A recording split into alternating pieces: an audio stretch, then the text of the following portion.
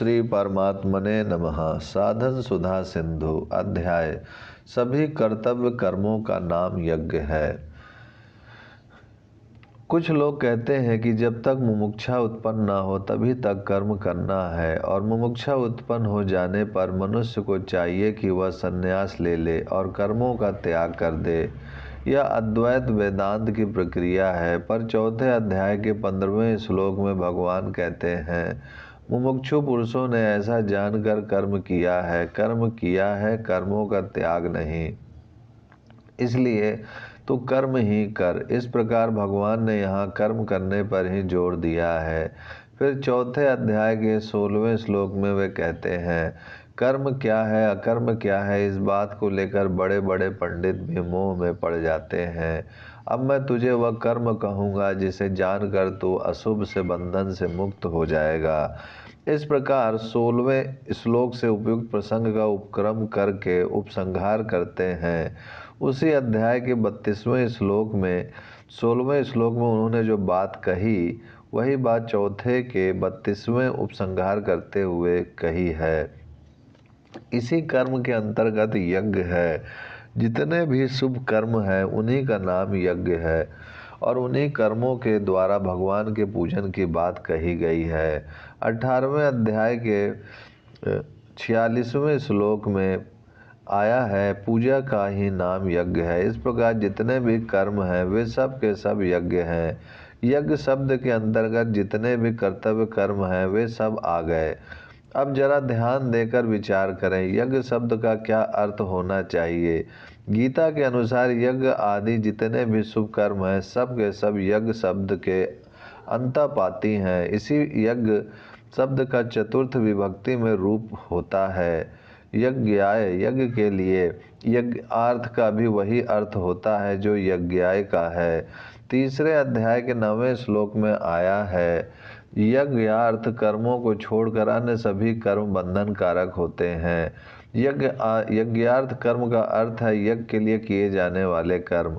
चौथे अध्याय के 23वें श्लोक में कहा है, यज्ञाचरता, यज्ञ के लिए कर्म करने का अर्थ है कर्म के लिए कर्म करना, अर्थात लोक संग्रह के लिए कर्तव्य मात्र करना।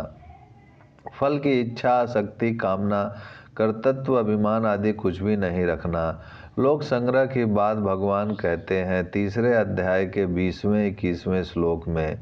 इसके बाद वे 22वें श्लोक में कहते हैं, मेरे लिए तीनों लोकों में ना तो कोई कर्तव्य शेष है और ना कोई ऐसी प्राप्तव्य वस्तु ही बाकी है जो अब तक मुझे प्राप्त ना हुई हो, तो भी मैं कर्म में प्रवृत्त होता हूँ। इसका अर्थ यह हुआ कि केवल कर्तव्य बुद्धि से, लोक संग्रह की दृष्टि से, लोक शिक्षा के लिए कर्म किए जाने चाहिए।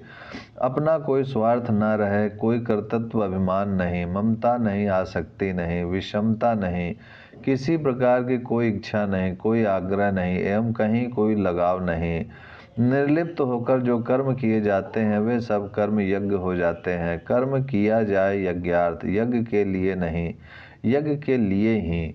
लोक परंपरा सुरक्षित रखना ही उसका उद्देश्य हो, लोगों का पतन ना हो, इसी भाव से कर्म किया जाए, वह होगा यज्ञार्थ कर्म। यज्ञ शब्द का यह तात्पर्य निकला।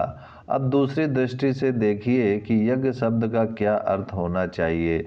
गीता के चौथे अध्याय में जो यज्ञ शब्द आया है, उसी यज्ञ के विषय में अर्जुन ने 17वें अध्याय के प्रारंभ में एक बात पूछी है। शास्त्र विधि का त्याग करके जो यजन करते हैं उनकी निष्ठा कौन सी है। जितने यज्ञ होते हैं सब के सब शास्त्र विधि से संपन्न होते हैं। वे यज्ञ वेदवाणी में कहे गए हैं, वेदवाणी में कहे गए अर्थात शास्त्रों में उनका विधान किया गया है। परंतु अर्जुन के प्रश्न में शास्त्र विधि के त्याग पूर्वक यजन की बात कही गई है। इसी प्रकार इसी पर यह प्रश्न उठाया गया कि शास्त्र विधि का उल्लंघन करके जो यज्ञ करते हैं उनकी निष्ठा कौन सी होगी।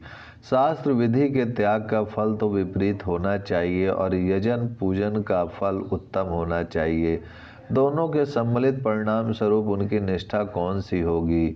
यही प्रश्न अर्जुन के मन में उठा, जिसका उत्तर भगवान ने दिया है 17वें अध्याय के 4थे श्लोक में। वैसे तो 17वां अध्याय पूरा इसी प्रश्न के उत्तर के रूप में है, पर यज्ञ के विषय में उत्तर दिया गया है 4थे श्लोक में।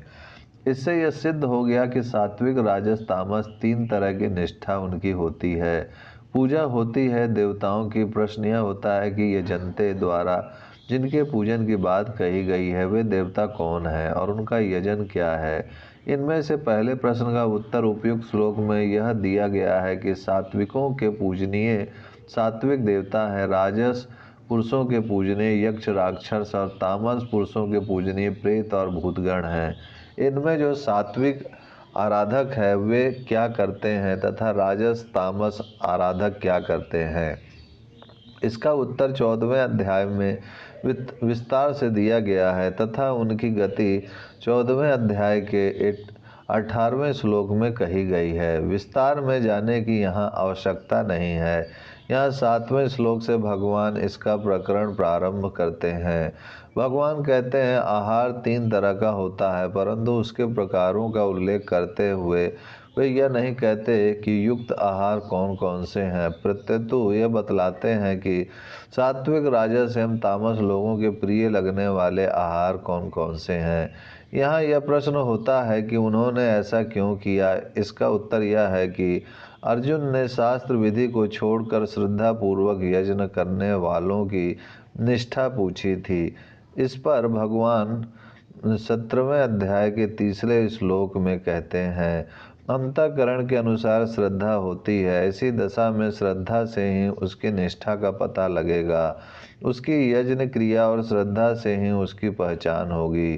शास्त्र विधि तो उसने छोड़ दी, अतः उस कसौटी पर उसे नहीं कसा जाएगा। ऊपर कहा गया है कि श्रद्धा 3 प्रकार की होती है और जैसी जिसकी श्रद्धा होती है वैसा ही वह होता है। इस न्याय से श्रद्धावान पुरुष भी 3 ही तरह के होंगे। श्रद्धा होती है अंतःकरण के अनुरूप, इसलिए 3 ही तरह के आहार उन्हें रुचिकर होंगे।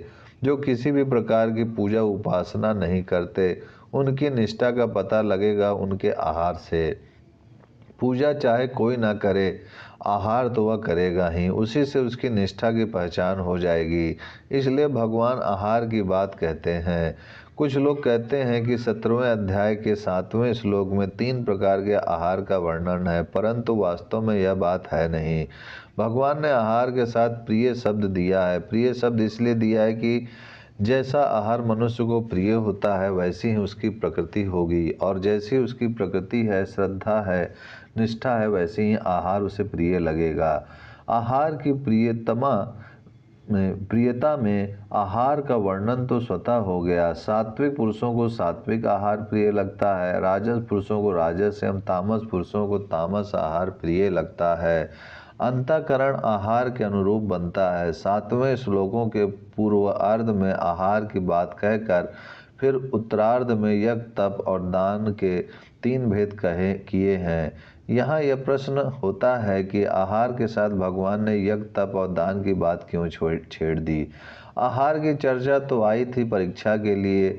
इसका उत्तर यह है कि अर्जुन ने अपने मूल प्रश्न में यज्ञ पूजन करने वालों के विषय में पूछा था।